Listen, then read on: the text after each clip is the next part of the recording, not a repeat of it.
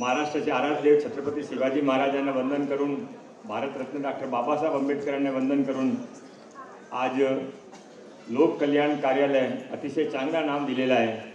त्याच्या कार्यालय उद्घाटन समारोहामध्ये उपस्थित आपले सर्वांचे भीष्मपितामह रामभाऊ नाईकजी, आज या बराच सल्ली येथे बराचचे धुले मान्य श्री पियुषजी गोयल, मुंबईचे कार्यकर्त्यांची आवाज श्री आशिष शेलारजी, नगरसेवक, आमदार, खासदार, आता काय शिल्लक राहायला मला माहीत नाही असे माननीय श्री गोपाल शेट्टीजी, आपले विधान परिषदचे नेते, आपले सर्वांचे लाडके श्री प्रवीण दरेकरजी, श्री योगेश सागरजी, श्री भाई गिरकरजी, श्री मनीषाताई चौधरी, श्री गणेशजी, आपले सर्व महामंत्री मंडलचे सर्व पदाधिकारी,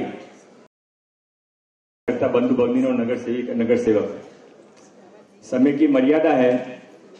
नॉर्मली गोपाल भाई भी अच्छी तरह से बोलते हैं, पर गोपाल भाई ने कम बोला, इसका मतलब सबको इशारा है कि भाई कम कम जल्दी बात समाप्त करो तो ज्यादा अच्छा है. तो आज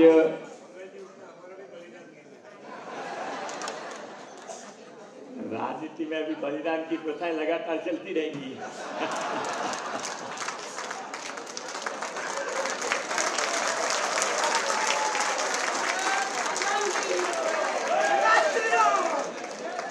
माननीय गोपाल शेट्टी जी को जन्मदिन की बधाई के साथ में परम आदरणीय श्री वेद प्रकाश जी गोयल जी का भी आज जन्म का 99वें जन्म दिवस पूरा हुआ, 100वें साल में प्रवेश कर रहे हैं.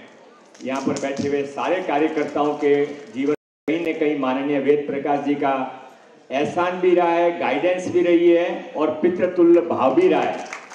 और मैं पीयूष जी को तो मालूम है, पर बहुत सार्वजनिक तौर पे बताना चाहता हूँ. जैसे कि अभी गोपाल जी ने कहा कि यदि मेरा उस समय स्वीकार कर लिया होता राजीनामा तो मैं वहीं पर मेरा शहीद हो जाता, पर बच गया. वेद प्रकाश जी ने बचा लिया, इसलिए यहाँ तक पहुँचा.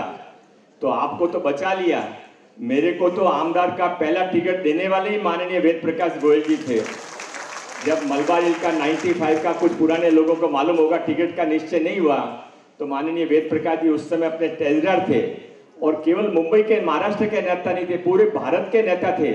राष्ट्रीय स्वयं सेवक संघ के सरसंघ चालक जी से लेकर अटल बिहारी वाजपेयी जी तक सबके रहने की, खाने की, गाड़ी की व्यवस्था यदि कहीं पर जब कोई न करता था तो माननीय वेद प्रकाश जी के घर पर होती थी.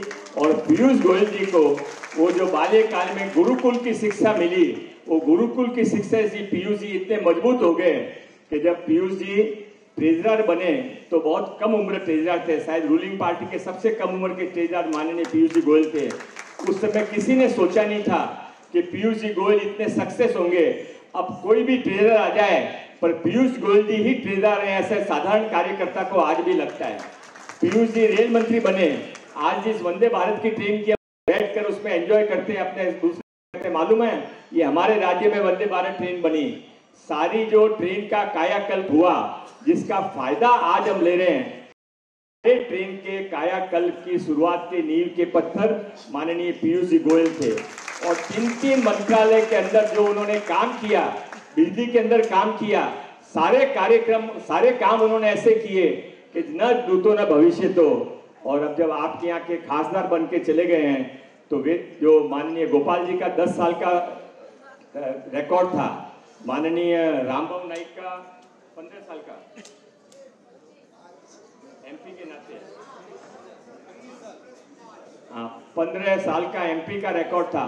15 और 10 मिलके 25 साल के लिए तो अभी सीट बुकिंग है, आगे का आगे देखेंगे. क्योंकि पीयूष जी जो काम करते हैं, मैं बहुत ईमानदारी से आप सबकी तरफ से पीयूष जी को अभिनंदन करना चाहता हूं कि आप शुरुआत बहुत छोटे से करते हैं और इतने आगे चले जाते हैं. अभी जब हम आपको पीयूष जी आपको देखते हैं तो आप साधारण कार्यकर्ता को भी प्यार से मिलते हो. आप कितने बड़े व्यक्ति हो, हर दिन से चार्टेड अकाउंट में गोल्ड मेडलिस्ट, लगातार सबका लाडला, प्रधानमंत्री जी से लेके हर व्यक्ति का सबसे प्यारा, सबके विश्वासु, ऐसा आपका खासदार पीयूष गोयल जी ने आज जो लोक कल्याण का कार्यालय का यहाँ पर उद्घाटन किया है.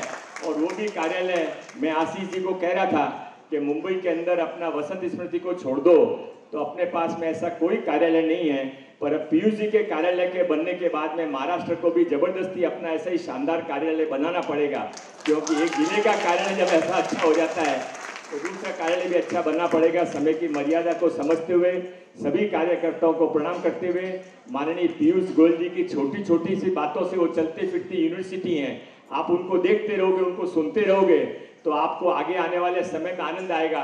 टिकट मिलेगा तो इलेक्शन जीतने का आनंद आएगा, टिकट नहीं मिलेगा तो भी कार्यकर्ता रहने का आनंद आएगा।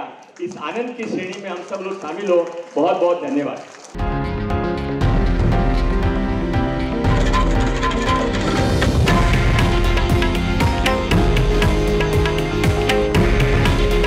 हे आहे देशातील नंबर 1 न्यूज नेटवर्क आणि आपण पाहत आहात TV9 मराठी।